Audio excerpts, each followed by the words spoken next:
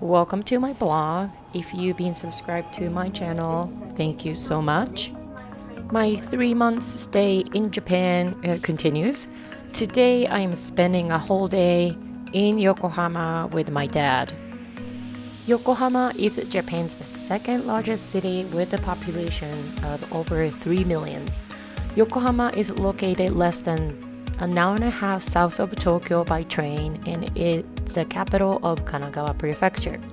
Towards the end of the Edo period, which is 1603 to 1868, during which Japan maintained a policy of self-isolation, Yokohama's port was one of the first to be open to foreign trade in 1859.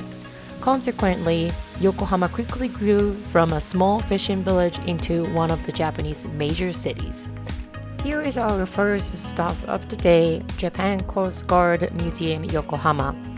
The centerpiece of the museum is a North Korean spy vessel which was sunk by the Japan Coast Guard in December 2001 following a firefight in the East China Sea near the island of Amami Oshima. On December 22, 2001, a spy ship incident occurred off the southwestern coast of Kyushu, which was later named the Spy Ship Incident in the Southwest Sea of Kyushu. The museum displays the actual spy ship, over 90 pieces of material related to the incident, including a small boat hidden inside the ship, equipment from the Japan Coast Guard patrol vessel Amami, which took many shots from the spy ship, weapon fired at the JCG patrol vessels, and the underwater scooter thought to be used by the agent for landing and transporting. The ship was built to resemble a fishing boat but was equipped with 4 engines, carried a machine gun, and had a smaller boat stored inside it. Other equipment, including diving gears, radios, maps, and a bag of snacks, were salvaged from the incident, which, after a sea battle, resulted in a Korean boat exploding itself. Since Japan has the self-defense forces, which is not a military force, the Japan Coast Guard did not shoot them directly. They were giving them a heads up and, hey, you need to stop, but they didn't listen, and so they had to fire towards the ship after so many warnings that they gave. Personally, I did not know about this incident, or I just don't remember since I was little, but this was an interesting visit. Now we are heading to Yokohama Chinatown, Yokohama Chukagai.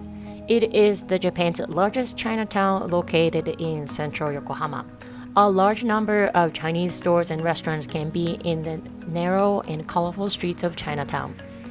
Yokohama Chinatown quickly developed after the port of Yokohama had been one of the first Japanese ports to be opened to foreign trade in 1859.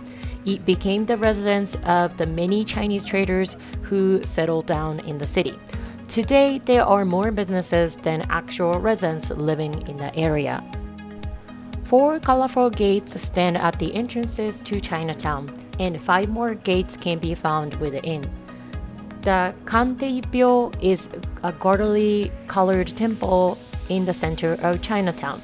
Constructed in 1873 by Chinese residents, it is dedicated to the Chinese god of good businesses and prosperity. The main attraction of the Yokohama Chinatown is the cuisine offered at its many restaurants and food stands. Favorites include steamed buns, ramen noodles, and a wide array of other Chinese dishes, many of which have been Japanized to a certain degree.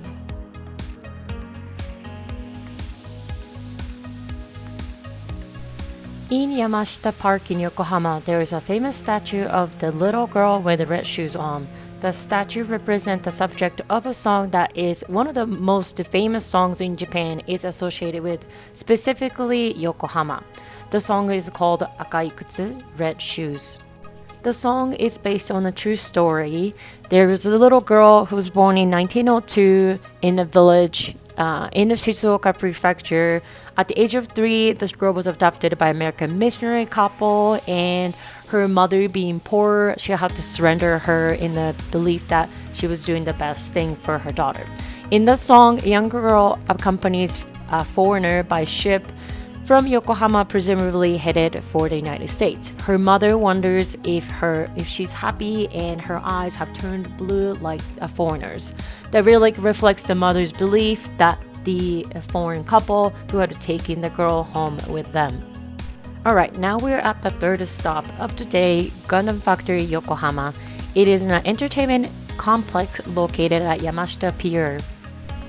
Its main feature is a moving Gundam, an 18-meter tall pilot-operated mech, a large mechanical automation with a human operator inside, from the Japanese animated franchise Gundam, the 16th biggest media franchise in the world. It is the moving mech of its type. Originally planned to open by October 2020 to both celebrate the 40th anniversary of the Gundam franchise and for the 2020 Tokyo Olympics, the construction of the exhibit was delayed due to the coronavirus pandemic. The site opened in December 2020 and it will remain open till March 31st, 2024 due to the lasting success. Even though the Gundam is huge in Japan, a lot of people heard of it.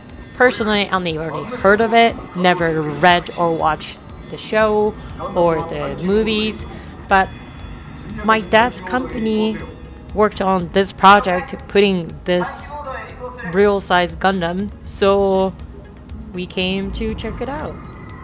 So this shows apparently represents the beginning, the first ever episode of Gundam. Well, I wouldn't know because I never read it, but as I'm putting this together, I'm reading, so what is a Gundam? The various shows have their own explanation as they don't take place in the same universe, but the easy version is that it's a specific kind of a mobile suit, which is the generic term for a big humanoid robot that a pilot can ride in like a tank. In the original series, mobile suits are used for war because future technology has made long-range equipment like radio and guided missiles useless. And they are shaped like people because, well, it looks cool.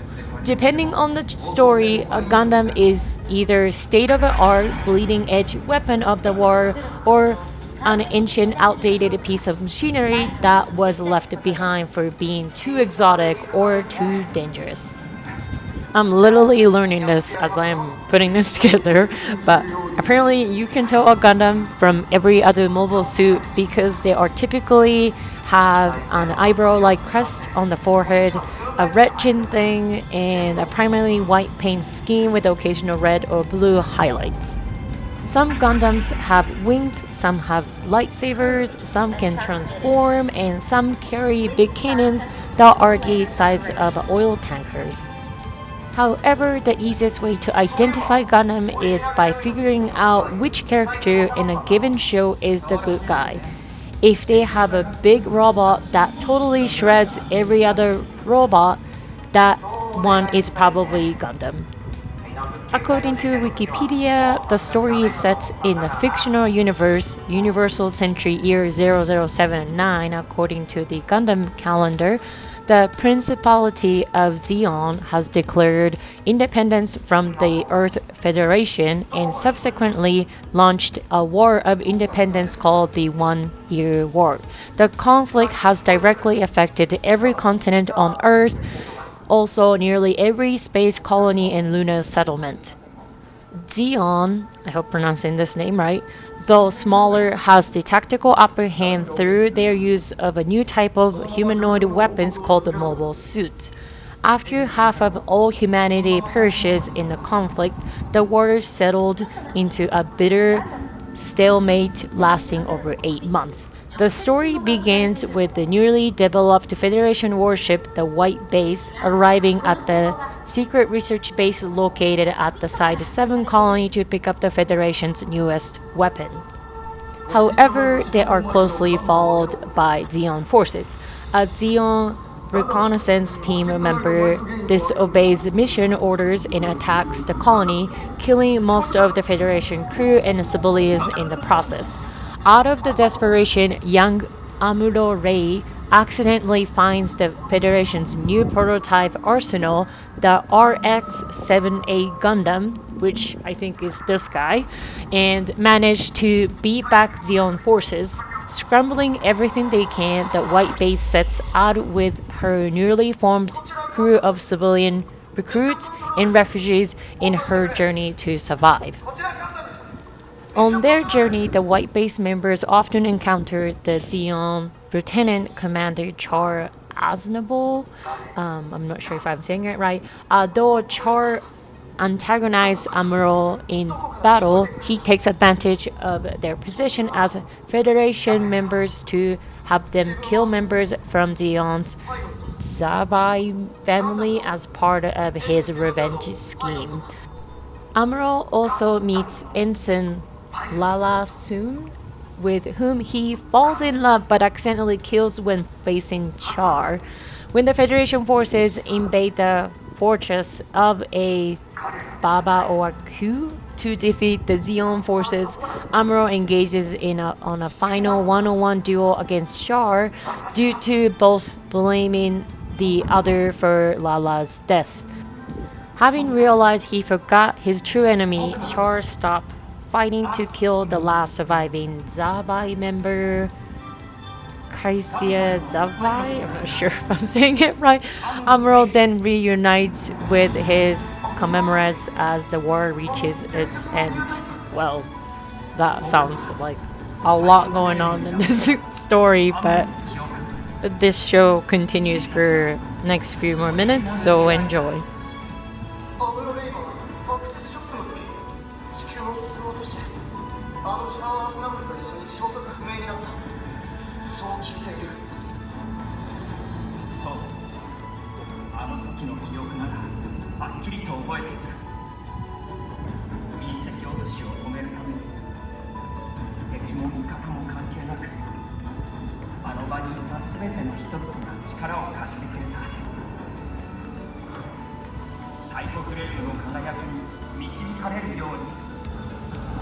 ガンダム F00 聞こえているのか。ダメです。外部からの音声が遮断されています。なぜ自分の命をかけてまでアクシスを止めようとしたんですか。それは自然なことだよ。未来へ向かって人の可能性をつないでいく。そのために必要なことなら命だってかけられるということだ。誰だ。彼と話している。間違いありません。音声信号は F00 自身から発信されています。まさかオリジナル AI。オリジナル AI が自らの意思でメッセージを送っているというのか。君もガンダムのパイロットならわかるはずだ。人類は争うことをやめようとしない。そして F00 大丈夫か。状況を報告せよ。大丈夫ですよ。実験は So apparently that's the part that my dad's company worked on. As we exited the museum, we saw a message from the original author saying, apologizing to everybody because this is as far as we could make. We couldn't make the Gundam actually walking, so that's for the next project. Now we're walking into Motomachi, located just south of Yokohama, Chinatown. Motomachi shows off the city's international personality with a retail district shaped by the cultural exchanges between Japan and the West from the late 19th century onward.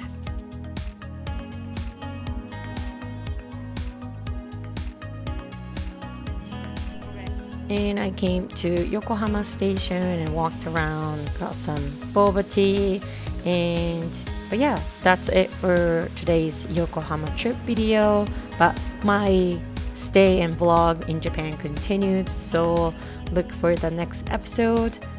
Thank you for watching as always, and until next time, I hope you have a beautiful day.